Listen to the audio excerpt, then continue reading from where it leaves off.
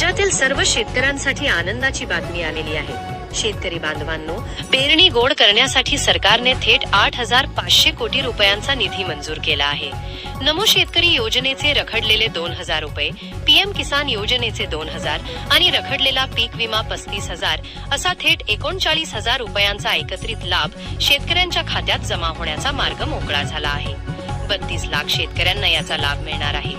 सरकारने 3 दिवसाचे नियोजन केले आहे, त्यामुळे उद्या, परवा आणि 13 अशा 3 दिवसात राज्यातील 30 जिल्ह्यांमध्ये टप्प्याटप्प्याने पैशाचे वाटप केले जाणार आहे।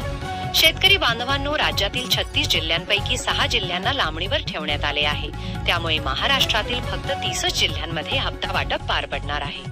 शेतकऱ्यांना सरकारने 8,500 कोटी रुपयांचा विशिष्ट निधी मंजूर केला आहे, त्यामुळे राज्यातील एकूण खातेदार शेतकरी जे 1,40,00,000पेक्षा जास्त आहेत त्यांच्या खात्यामध्ये हजारो कोटींची मदत विस्तारली जाणार आहे। परंतु सरसकट हा शब्द यातून काढून टाकण्यात आला आहे। सरकारने निकष लावले असून फक्त 32 लाख शेतकऱ्यांनाच पात्र ठरवण्यात आलंय। शेतकरी बांधवांनो, 39,000 रुपयांचा एकत्रित लाभ वितरित होणार आहे आणि हा निधी जमा होत असताना जेव्हा हवामान खात्याने अंदाज दिला की यावेळी पाऊस कमी आहे, त्यामुळे कोरडे वारे वाहू शकतात, त्यावेळी केंद्र सरकारने देखील हप्ता वाटपासाठी 3 विशिष्ट तारखा निवडल्या आहेत। शेतकरी बांधवांनो, केंद्र सरकारच्या माध्यमातून कित्येक दिवसापासून पीएम किसानचा हप्ता रखडला होता आणि जो पेरणीच्या तोंडावर शेतकऱ्यांच्या खात्यावर जमा होत असल्यामुळे शेतकऱ्यांना आर्थिक आधार मिळेल।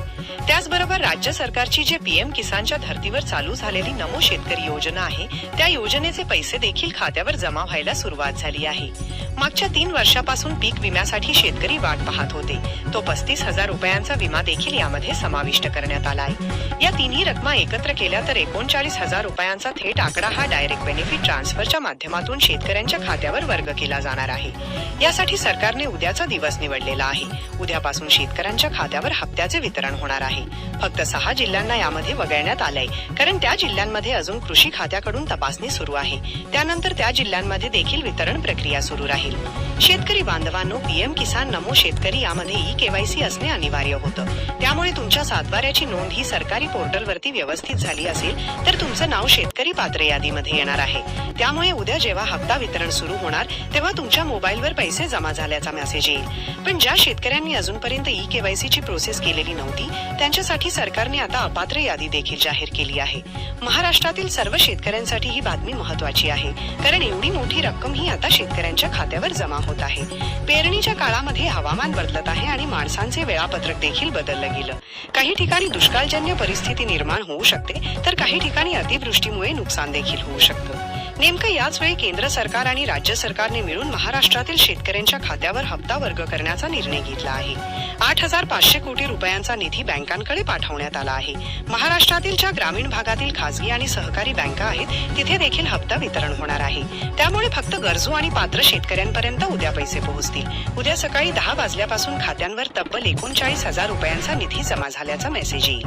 32 लाख शेतकऱ्यांना हे पैसे मिळणार आहेत, त्यामुळे महाराष्ट्रातील शेतकऱ्यांच्या खात्यावर पैसे जमा होण्याची प्रक्रिया सुरू झाली आहे। केंद्र सरकारच्या माध्यमातून जो 8,500 कोटी रुपयांचा निधी जमा झाला आहे तो 3 दिवसांमध्ये वितरित होणार आहे। शेतकरी बांधवांनो, तुमचा जिल्हा जर 30 जिल्ह्यांच्या यादीमध्ये असेल तर उद्या सकाळनंतर तुमच्या खात्यावर पैसे जमा झाल्याचा मेसेज यायला सुरुवात होणार आहे। तरी पण जर पैसे जमा झाल्याचा मेसेज आला नसेल तर लक्ष देऊ नका की सरकारने 32 लाख शेतकऱ्यांची याद्वारे तयार केली आहे। यामध्ये 3 कडक अटी लावल्या होत्या आणि त्या अटीनुसार तुम्ही जर पात्र ठरलेले असाल तर तुमचं नाव पात्रता यादीमध्ये असून तुमच्या खात्यावर 39,000 रुपये जमा होणार आहेत।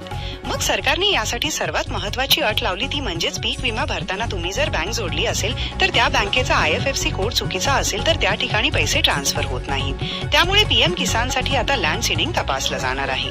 शेतकरी बांधवांनो, महाराष्ट्रातील 32 लाख शेतकऱ्यांच्या खात्यावर पैसे जमा होणार आहेत। जिथे दुष्काळी परिस्थिती आहे तिथे आणखी अनुदान देखील जमा होऊ शकतं। खतांच्या खरेदीसाठी शेतकऱ्यांना पैसे दिले जाणार आहेत। 20,000 रुपये रक्कम ही शेतकऱ्यांच्या खात्यावरती पेरणीसाठी देखील अनुदान दिली जात आहे।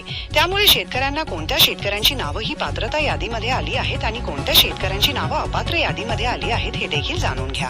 सरकारने आता सध्याला कृषी खात्याकडून 6 जिल्ह्यांमध्ये समितीमार्फत तपासणीचं काम सुरू केलेलं आहे, परंतु पात्रता यादी तर जाहीर झाली आहे। त्यामुळे कोणत्या जिल्ह्यांमध्ये पैसे जमा होणार आहेत तिथे जर तुमच्या जिल्ह्याचं नाव असेल तर पात्रता यादीमध्ये देखील तुमचं नाव असणं तितकंच महत्त्वाचं आहे। सरकारने एकूण 3 अटी लावलेल्या होत्या। त्यातली पहिली अट आहे ती म्हणजे ई-केवायसी केवायसीची. मग पीएम किसान योजना असू दे किंवा नमो शेतकरी योजना असू दे, या दोन्ही योजनांसाठी बायोमेट्रिक किंवा ओटीपी असणं गरजेचं असतं. 32 लाख शेतकऱ्यांच्या यादीमध्ये तुमचे नाव असण्यासाठी तुम्ही ई केवायसी प्रोसेस केलेली असायला हवी. दुसरी गोष्ट म्हणजे फार्मर आयडी कार्ड. प्रत्येक शेतकऱ्याकडे त्याचं स्वतःचं ओळखपत्र असायलाच हवं. तिसरी सर्वात महत्वाची गोष्ट म्हणजे आधार सीडिंग. तुमचं बँक खातं तुमच्या आधार कार्डशी लिंक आहे का? जर असेल तर डीबीटी मार्फत पैसे जमा होण्यास तांत्रिक अडचणी निर्माण होत नाहीत. परंतु यामध्ये सरकारने विशिष्ट अटी लावलेल्या होत्या.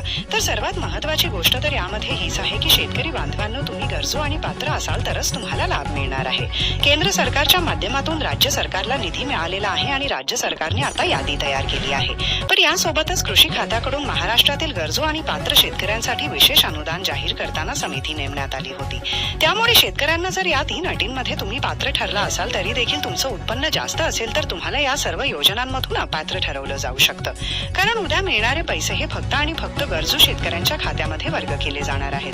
जर तुमचं उत्पन्न जास्त असेल तर तुम्हाला लाभ मिळणार नाही. म्हणून नमो शेतकरी योजना असू दे किंवा पीएम किसान योजना असू दे अथवा उद्या तुमच्या खात्यावर जमा होणारा पीक विम्याचा पैशाचा लाभ असू दे, परंतु जर तुमचं उत्पन्न जास्त असेल तर तुम्हाला यापैकी कोणताही लाभ मिळणार नाही. कारण अनेक श्रीमंत शेतकरी आहेत, त्यांनी देखील नमो शेतकरी योजनेचा लाभ घेतल्याचं सरकारच्या लक्षात आलं. त्यानंतरच सरकारने विशिष्ट समिती नेमून यावेळी 32 लाख शेतकऱ्यांची पात्र यादी बनवली आहे. जवळपास यामध्ये 35% शेतकऱ्यांची नावं हटवण्यात आली आहेत. त्यामुळे शेतकरी बांधवांनो, ही सर्वात मोठी बातमी आहे. शेतकऱ्यांचं उत्पन्न कमी दाखवून शेतकऱ्यांनी लाभ घेतला होता आणि सरकारच्या लक्षात आल्यानंतरच सरकारने पांढरे रेशन कार्ड असणाऱ्या सर्व शेतकऱ्यांना अपात्र ठरवलेलं आहे. कोणत्याही योजनेचा लाभ या शेतकऱ्यांना मिळणार नाहीये.